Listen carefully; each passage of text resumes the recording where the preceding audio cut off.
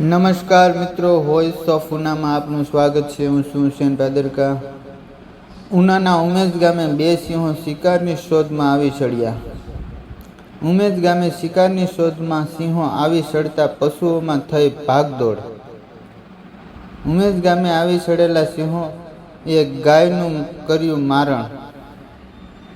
મોડી રાત્રે સિંહો આવી ચડતા ગ્રામજનોમાં પણ ભય. ગામમાં આવી ચડેલા સિંહોમાં થયા સીસીટીવી કેમેરામાં કેદ.